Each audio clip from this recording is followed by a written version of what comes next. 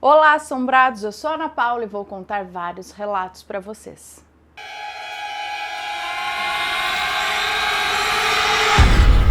Histórias assombradas. Minha mãezinha veio nos ajudar. A moça que nos conta esse relato é de Londrina, no Paraná, e ela conta que se casou em 1998, mas era muito apegada à mãe dela. Ela diz que ela e o esposo tinham um comércio, mas mesmo assim ela dava um jeitinho de todos os dias e dar uma olhadinha na mãe dela e conversar com a mãe dela, nem que fosse rapidinho. Nessa época, a filha da moça que nos conta esse relato ainda não era nascida. Ela diz que a mãe dela sempre pediu para que ela tivesse filhos logo, mas ela diz que infelizmente não conseguiu dar essa alegria para a mãe dela, porque a filha dela veio nascer muito tempo depois que a mãe dela faleceu. Ela conta que a mãe dela era uma pessoa assim muito querida por todos, uma pessoa muito honesta, muito simples, e como ela disse aqui, ela ia ver a mãe todos os dias. Porém, no dia em que a mãe dela faleceu em 2001, ela conta que se atrasou para visitá-la por conta de um assalto que teve na casa dela. E aí depois disso tudo ainda deu uma tempestade à noite. Mas ela falou pro marido dela, olha, a hora que passar essa chuva, seja a hora que for, a gente vai lá dar uma olhadinha na minha mãe. Ela falou, porque a mãe dela não tinha passado muito bem no dia anterior. E ela queria ver a mãe. Só que aí, enquanto ela estava falando isso com o marido dela, ela olhou pela janela da casa e ela viu, chegando de carro ali, a irmã dela e o cunhado.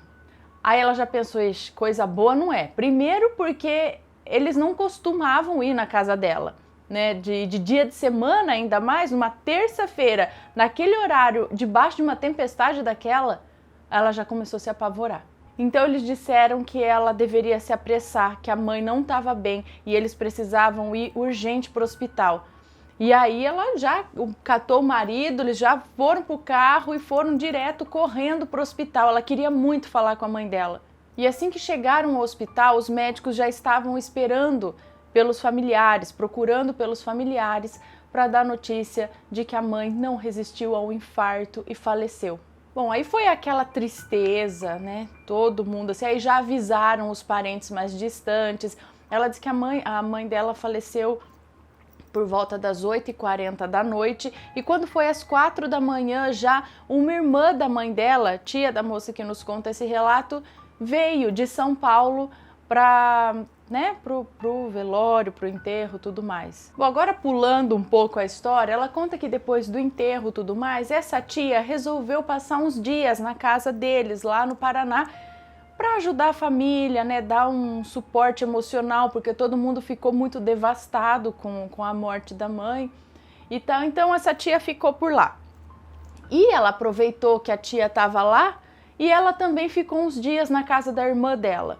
Ela conta que ficou por lá mesmo, nem voltou mais para casa dela, nem para trabalhar ela voltou. Ela disse que o marido dela é que ficou tomando conta do comércio e ele ficava lá trabalhando, aí ele ia de noite para casa da irmã dela, né? Jantava, ficava com elas e quando fosse tarde da noite ele voltava para casa só para dormir. Aí ela falou, imagina, né? A casa tava uma bagunça, tinha muito serviço acumulado. Sendo assim, no sábado ela resolveu voltar para casa. Já era hora de retomar a vida, né? Começar a colocar as coisas no eixo, era a hora dela voltar. Cuidar do marido também, porque afinal ele esperou todo esse tempo pacientemente, cuidando de tudo sozinho, lá esperando o tempo dela, né? Ela dar uma recuperada. E foi aí que começou. Bom, ela conta que chegou em casa, né? Tava aquela bagunça, roupa empilhada, louça, pia cheia de louça. E além do mais, a casa tinha sido assaltada, o que contribuiu para a bagunça ser maior ainda. Os quartos, sala, cozinha. Então ela começou a parar, olhar tudo e pensar por onde ela começaria. E ela diz que é virginiana, bem organizada. Até para começar uma faxina ela se organiza. Então ela pensou, bom, vou primeiro então colocar a roupa na máquina, aí eu vou lavar a louça e depois eu vou para arrumar os quartos e a sala. E assim ela fez. Colocou as roupas brancas na máquina para bater, foi lá, lavou a louça. E aí, a hora que ela foi para os quartos para arrumar, quando ela chegou no quarto dela, o quarto dela estava impecável, arrumadérrimo, tudo certinho, até a colcha esticada na cama. Ela ficou pasma. Aí ela correu olhar o outro quarto e a sala. E tudo estava arrumadinho, impecável, organizadinho. Aí ela ficou meio abalada. Aí ela conta que pensou, sentou, falou, não, eu não tô louca. Eu vi, a casa estava uma bagunça. Não tinha mais ninguém lá para arrumar essa casa.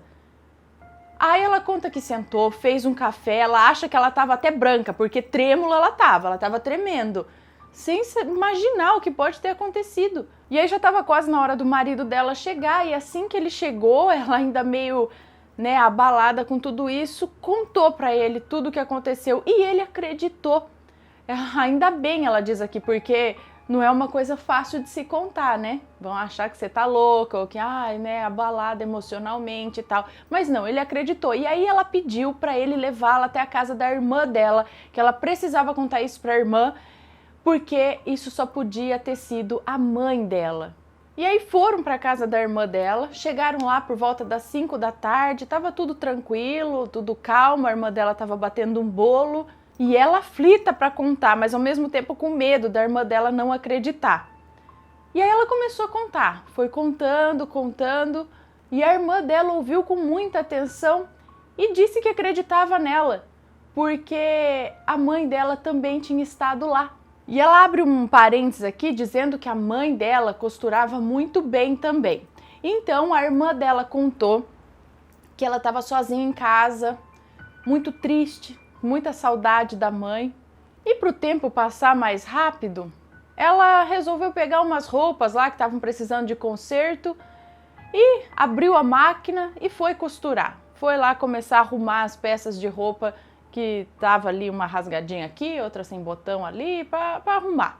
Tinha umas 6 peças mais ou menos. Só que assim que ela sentou para começar a costurar, alguém chamou no portão. Aí ela foi atender e era uma conhecida que ficou sabendo do falecimento da mãe delas e foi lá prestar suas condolências e começou a conversar. E ela conta que ficou conversando com essa mulher lá na frente por quase 1 hora, porque a mulher não quis entrar. Ela convidou para entrar, mas a mulher não quis, não queria incomodar e não sei o quê. E aí ficaram lá no portão papeando, isso deu quase 1 hora. Só que quando ela voltou para a costura dela, ela percebeu que alguém tinha mexido nas peças de roupas. Não estava do mesmo jeito que ela deixou. Aí ela ficou meio assustada. Só que quando ela começou a olhar melhor, ela viu que as peças estavam todas consertadas já. Tudo que ela ia consertar, aquele buraquinho, aquele rasgo, aquele botão que faltava, já estava tudo pronto. Alguém havia costurado por ela. E do mesmo jeito da irmã, da moça que nos conta o relato, ela ficou muito abalada, pasma. Mas no fundo ela sabia quem tinha feito aquilo. Ela conta que ficou receosa de contar isso também, ninguém acreditar, mas aí elas chegaram à conclusão que só podia ser a mãe delas mesmo. Bondosa do jeito que era, ela veio ajudar as filhas e também se despedir. Quis que as filhas soubessem que ela estava com elas, o que era bem típico da mãe. Ela conta que em nenhum momento sentiu medo, e sim mais amor ainda, se é que isso é possível. E depois desse acontecimento falaram bem pouco nesse assunto, mas elas têm certeza que era a mãe. E ela termina dizendo que pensou muito se enviaria esse relato, mas que se sentiu bem relatando esse acontecimento. Meu avô morto veio falar comigo. Ela conta que em 2009 o avô dela adoeceu e ela estava grávida de 7 meses do primeiro filho. E ela foi visitar o avô na cidade próxima onde ele morava, e ele morava no interior de São Paulo, a uns 700 quilômetros de onde ela mora, e chegando no hospital, ela e a irmã, ela estava junto com a irmã, foi até o quarto onde o avô estava internado. E aí a irmã dela disse a ele: "Vô, o senhor tem que melhorar logo, e quando receber a alta do hospital, a gente vai fazer aquela fogueira de São João que o senhor tanto gosta." E aí o avô, com o olhar bem fixo nas duas, disse: "Ah, filha, não sei não, mas acho que não vai dar para fazer essa fogueira não. Acho que o vô não vai aguentar." E a moça que nos conta o relato, mais do que depressa, olhou para ele, pegou a mão dele, começou a acariciar e disse que imagina, que não era para ele dizer isso não, que ele ia ter alta sim, que no final do ano ela ia levar o bisneto dele para ele conhecer. E o avô dela olhou para ela, acariciou a barriga dela e disse: "Ah, filha, eu acho que não." Ela disse que o avô dela tinha uma trombose abdominal, por isso ele estava internado. O caso dele era crítico. Fumante há mais de 50 anos, ele praticamente não tinha mais pulmões. Os médicos disseram que ele precisava fazer uma cirurgia, mas que era muito delicado. Se ele não fizesse a cirurgia, ele morreria. E se ele fizesse a cirurgia, ele poderia morrer também, mas haveria ainda uma pequena margem de chance dele sobreviver. Pequena. E ela diz que nesse tempo ela já tinha voltado para São Paulo, quando o médico comunicou ao avô de que faria a cirurgia. Ela já estava grávida de 8 meses e a mãe dela tinha acabado de fazer uma cirurgia de esterectomia, ou seja, retirada do útero.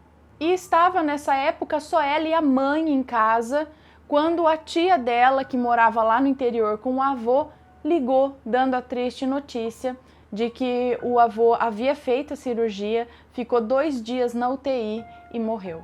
Ela conta que foi desesperador, porque o avô dela foi a primeira pessoa que ela perdeu na vida. Ela conta que ficou sem chão, a mãe dela ficou desesperada, conta que foi horrível. Bom, se passaram alguns anos da morte do avô dela e a avó pediu para vir morar com elas em São Paulo. E a mãe dela, mais do que depressa, aceitou, claro. Então a avó materna dela foi morar com elas lá em São Paulo. Acontece que a avó é uma pessoa muito difícil, ela falou, é uma pessoa teimosa, gosta de uma confusão e acabou que estava esgotando muito a mãe dela. E aí, no ano passado, em 2017, ela disse que a mãe dela estava reclamando muito para ela, que não aguentava mais a situação, não aguentava mais a avó dela, que a avó estava sugando todas as energias dela. E ela, como sempre, só escutou e ficou na dela. E aí ela conta que um dia os pais dela saíram e ela estava sozinha na casa da mãe dela, lá na casa dos pais, fazendo o almoço, preparando ali uma comida para a mãe dela. E ela conta que a cozinha da mãe dela é bem grande. E ela estava virada para a pia, de costas para o resto da cozinha, quando ela sentiu uma presença ali na cozinha. Aí ela se virou, olhou, não viu nada. Voltou para a pia para continuar a fazer o que estava fazendo.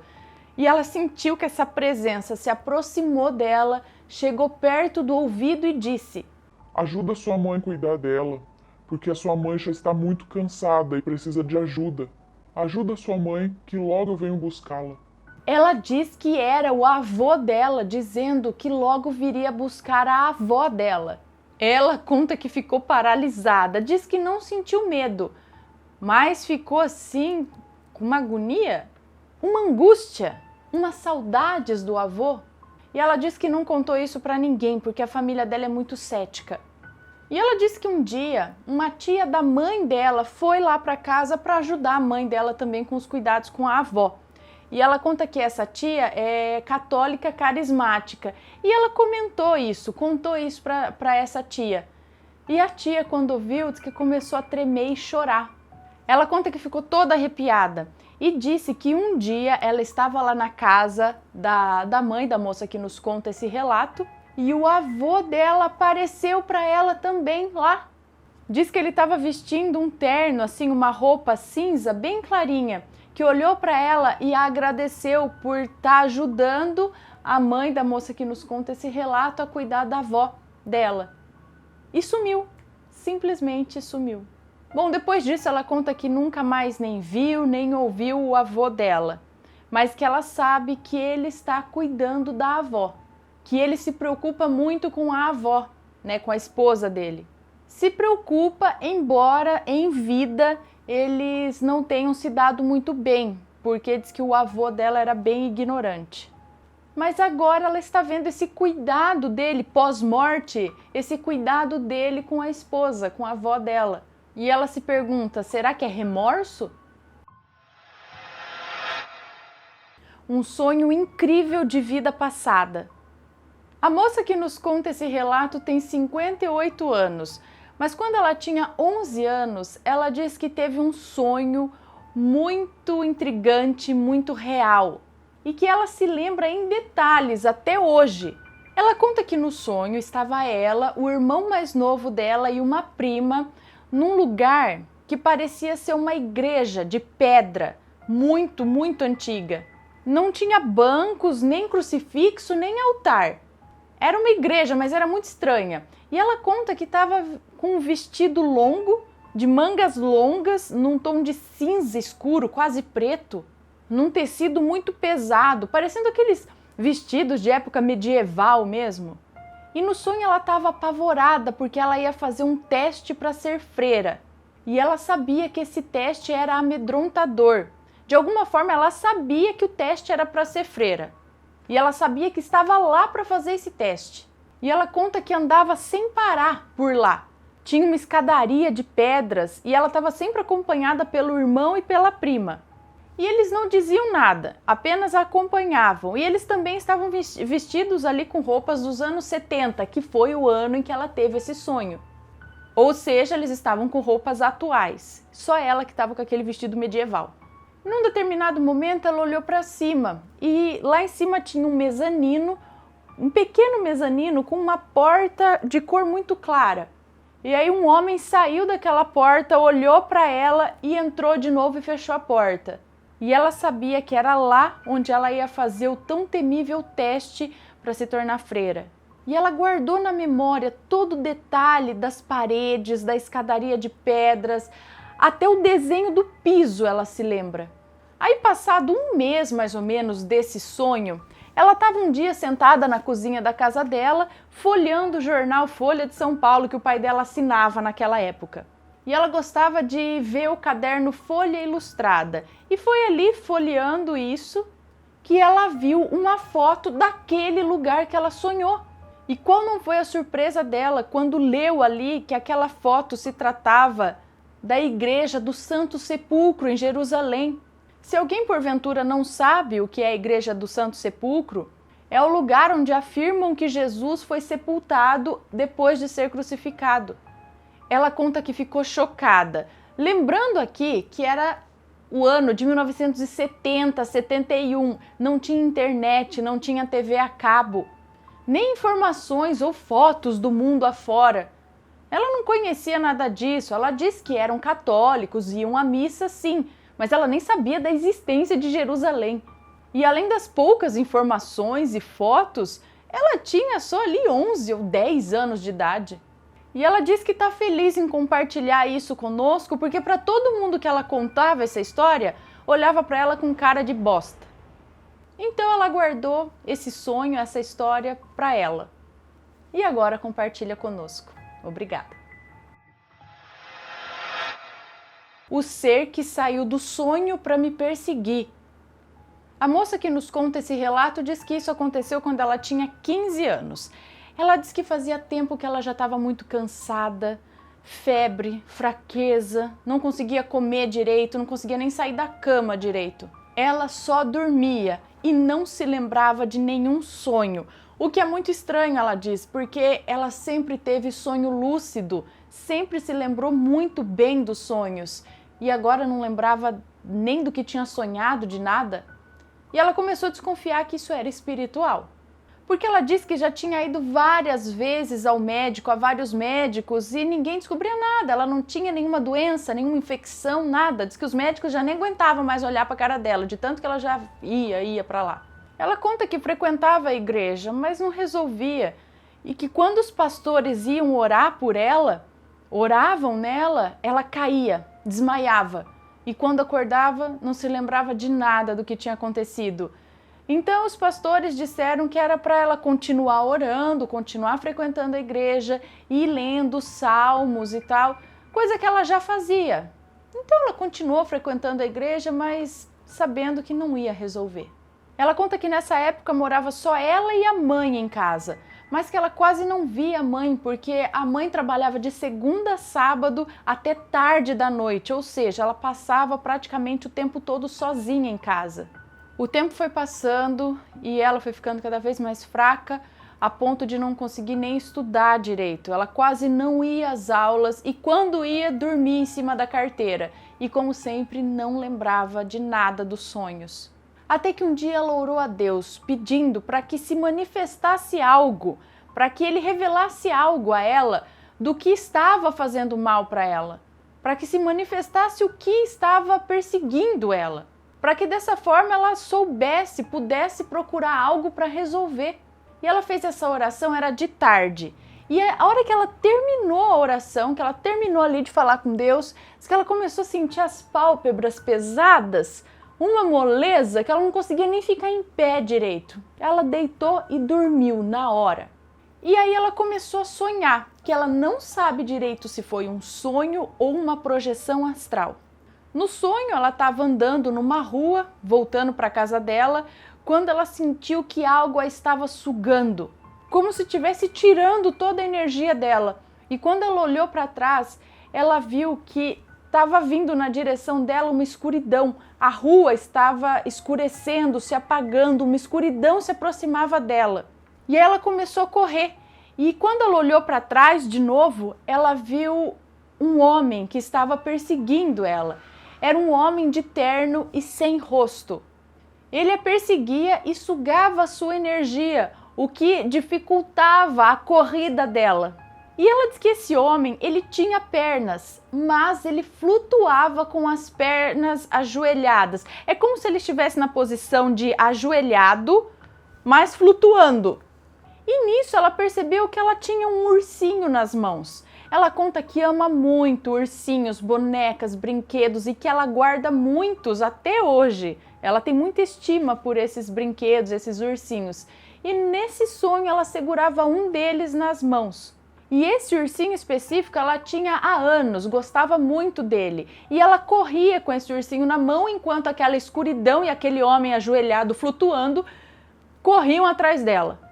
E correndo lá, ela avistou a casa dela e foi em direção à casa dela, virou, jogou esse ursinho nesse homem, entrou pro quarto dela, se deitou para tentar se esconder de tudo aquilo. E nisso ela acordou toda suada, ofegante, como se estivesse realmente correndo. E aí ela sentou na cama ainda assustada. E quando ela olhou pro monte de ursinhos dela, ela viu que aquele ursinho, o preferido dela, aquele que estava no sonho, não estava ali junto com os outros. Aí ela ficou assustada, ficou pasma, parada, olhando, pensando naquilo, o que é que aconteceu. E ali, sentada na cama, com a porta do quarto aberta, ela percebeu que o ursinho dela foi jogado pela porta do quarto para dentro do quarto. Alguém jogou o ursinho dentro do quarto dela, através da porta do quarto que estava aberta. Aí ela, Então ela percebeu que era 3 horas da tarde e ela estava sozinha em casa ainda. E aí o corpo dela começou a formigar inteiro e ela começou a sentir o corpo pesado, mas ela não queria deitar de novo, porque ela estava com medo de ter outro sonho pior do que aquele. Mas aí quando ela olhou para a porta, ela viu aquele mesmo homem de terno e sem rosto do sonho entrando pela porta do quarto dela do mesmo jeito, flutuando daquele jeito, ajoelhado e flutuando. E aí ela lembrou que no sonho ela jogou o urso nele e agora provavelmente ele estava vindo e jogando o urso de volta, só que agora ela não estava sonhando, agora era o mundo real. Como pode isso? Ela conta que gelou.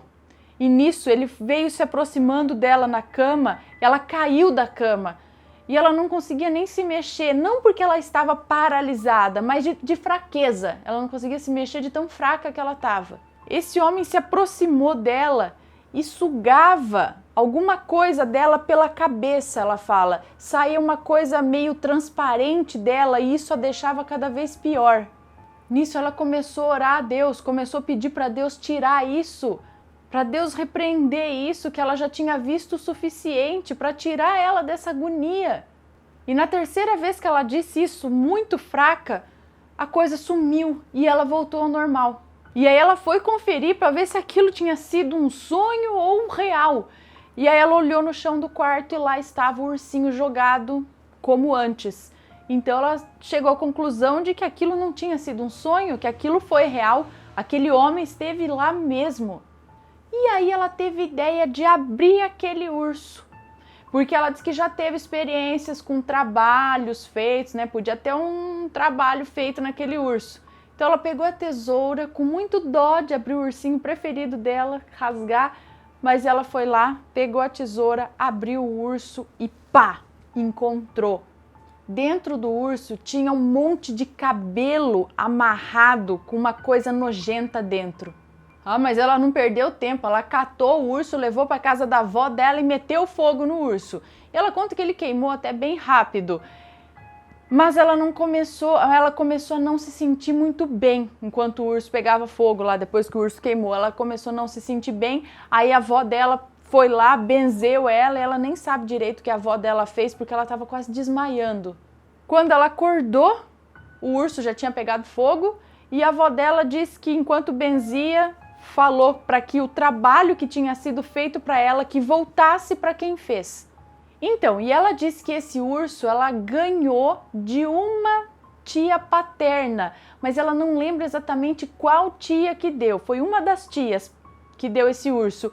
E realmente uma dessas tias, ela soube que ficou muito tempo internada no hospital após ela queimar esse urso. Será que voltou? E ela disse que depois disso ela nunca mais viu esse homem flutuando aí, mas que ela queria o ursinho dela de volta.